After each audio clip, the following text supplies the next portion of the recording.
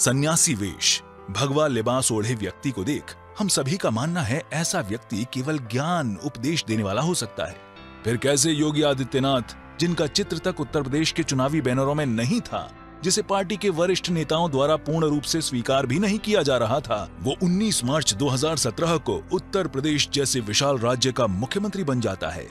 जी हाँ दोस्तों, मैं उन्हीं योगी आदित्यनाथ की बात कर रहा हूँ जिन्हें हिंदुत्व की शान और पूर्वांचल का शेर कहा जाता है। ये है हमारा नया YouTube चैनल दीपावली, और आज हम जानने वाले हैं आदित्यनाथ के जीवन का अब तक का सफर। योगी आदित्यनाथ का जन्म 5 जून 1972 में उत्तराखंड के गढ़वाल जिले के राजपूत परिवार में हुआ था। इनके पिता श्री आनंद सिंह बिष्ट, माता श्रीमती सावित्री बिष्ट हैं। इनकी शिक्षा 1977 में टिहरी गजा से शुरू हुई। 1987 में 10वीं परीक्षा उत्तीर्ण कर 1989 में श्री भरत मंदिर इंटर कॉलेज ऋषिकेश से इंटरमीडिएट की परीक्षा पास करने के बाद 1990 में अपने ग्रेजुएशन के समय वे अखिल भारतीय विद्यार्थी परिषद के संपर्क में आए। 1992 में हेमवती नंदन बहुगुणा गढ़वाल विश्वविद्यालय से गणित में बीएससी की डिग्री हासिल की, लेकिन कोटद्वार में इनके सारे प्रमाण पत्र चोरी हो जाने के कारण ये विज्ञान में स्नातकोत्तर की अपनी इच्छा पूरी नहीं कर सके। फिर वे 1993 में गणित एमएससी की पढ़ाई के लिए गुरु गोरखनाथ पर शोध करने गोरखपुर पहुंचे। उन दिनों उत्तरी भारत में राम मंदिर आंदोलन जोरों पर था, जहां इनकी मुलाकात महंत अवैधनाथ से हुई। राम आंदोलन एवं महंत अवैधनाथ का असर इनके मानस पटल पर इतना अधिक पड़ा कि 1994 में 22 वर्ष की आयु में इन्होंने सन्यासी जीवन को अपना लिया, और तब से अजय सिंह बिष्ट योगी आदित्यनाथ के नाम से पहचाने जाने लगे। योगी आदित्यनाथ ने महंत अवैधनाथ के सानिध्य में नाथ संप्रदाय से दीक्षा ली थी। नाथ संप्रदाय का सन्यासी कर्म ये कहता है कि सन्यासी को देश, धर्म और राजनीति में जरूर हिस्सा लेना चाहिए। उन्हें देश में धर्म की राजनीति को बढ़ावा देना चाहिए। इस तरह अपने संप्रदाय के कर्म को शिरोधार्य कर योगी आदित्यनाथ ने अपने कथन एक हाथ में माला और एक हाथ में भाला के साथ अपने पूर्ण संन्यास के पहले ही 1991 में भारतीय जनता पार्टी की तरफ से राजनीति में कदम रखा। 1998 में योगी आदित्यनाथ गोरखपुर सीट से महज 26 वर्ष की आयु में 12वीं लोकसभा के सबसे कम उम्र के सांसद चुने गए। उस वक्त उनकी जीत का फासला बहुत कम था, लेकिन आयु बढ़ने के साथ साथ इनकी लोकप्रियता भी बढ़ती चली गई और इन्हें गोरखपुर की सीट से 5 बार सांसद चुना गया। अपनी 5वीं जीत में इन्होंने 2 लाख वोटों से बढ़त हासिल की। शुरुआती राजनीति में इन्होंने 1998 से 2004 तक संसदीय चुनाव जीतने के बाद committee of food, civil supply, department of sugar and edible oil एवं मिनिस्ट्री ऑफ होम अफेयर्स आदि का दायित्व उठाया। वर्ष 2009 में 15वीं लोकसभा में जीतने के बाद उन्होंने परिवहन, पर्यटन एवं संस्कृति के कमेटी मेंबर का कार्यभार संभाला। इसके बाद वे पुनः सन 2014 में भारत की 16वीं लोकसभा में गोरखपुर सीट से चुनाव जीतकर लोकसभा सांसद बने। इस लोकसभा में आदित्यनाथ की उपस्थिति 77% थी, जहां उन्होंने 284 प्रश्न पूछे, 56 बहस में भाग लिया और 3 महत्वपूर्ण विधेयक पेश किए। राजनीति के साथ साथ योगी आदित्यनाथ ने धार्मिक क्षेत्र में भी बिना रुके कार्य किए। उन्होंने अप्रैल 2002 में हिंदू युवा वाहिनी संगठन की स्थापना की। ये संगठन पूर्वी उत्तर प्रदेश में हिंसक गतिविधियों के नाम से मशहूर था। इसी कारण वर्ष 2006 में पार्टी से बिगड़ते संबंधों के चलते पार्टी इन्हें टिकट देने में आनाकानी करने लगी, लेकिन हिंदू युवा वाहिनी संगठन ने ही आदित्यनाथ की उल्कात्मक वृद्धि में महत्वपूर्ण भूमिका निभाई थी। इस हिंदू युवा वाहिनी संगठन के कारण योगी आदित्यनाथ का कद इतना बड़ा हो चुका था कि वो जहां खड़े होते सभा वहीं से शुरू होती। वो जो बोल देते हैं उनके समर्थकों के लिए वही कानून बन जाता। यही नहीं, हिंदू त्योहार भी किस तिथि पर मनाए जाएंगे इसका ऐलान भी योगी आदित्यनाथ गोरखनाथ मंदिर से करते। इसलिए आज भी गोरखपुर और आसपास के इलाकों में हिंदू त्योहार एक दिन बाद मनाए जाते हैं।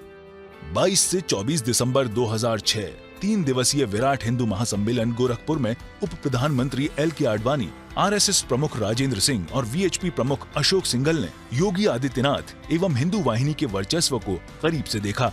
इसी छवि के कारण भारतीय जनता पार्टी योगी आदित्यनाथ को नकार भी नहीं सकी और संबंध सुधारने के अलावा पार्टी के पास कोई विकल्प शेष नहीं था।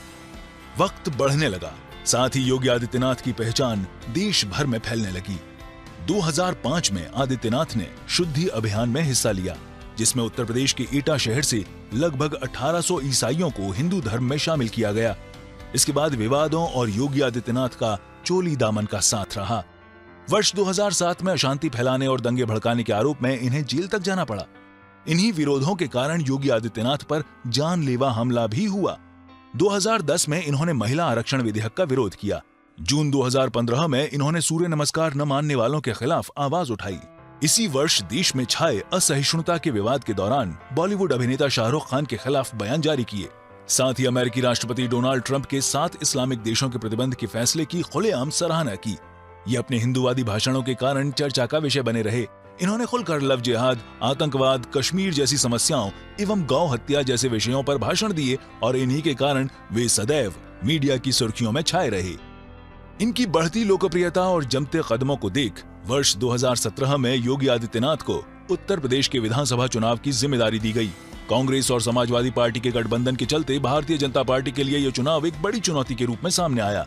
11 मार्च 2017 को भारतीय जनता पार्टी ने उत्तर प्रदेश विधानसभा में 401 सीटों में से 325 अपने नाम कर इस बड़ी चुनौती का मुंह तोड़ जवाब दिया। अब प्रदेश के हर प्रांत की निगाहें उत्तर प्रदेश की ओर थीं। सभी जानना चाहते थे कि इस ऐतिहासिक जीत के बाद उत्तर प्रदेश की बागडोर किसके हाथों आने वाली है। 7 दिनों तक हुई चर्चा के बाद 18 मार्च 2017 को पार्टी ने मुख्यमंत्री के रूप में योगी आदित्यनाथ के नाम की घोषणा की। 19 मार्च 2017 को शपथ समारोह में केंद्र के कई बड़े नेता प्रधानमंत्री मोदी के साथ एक ही मंच पर दिखाई दिए।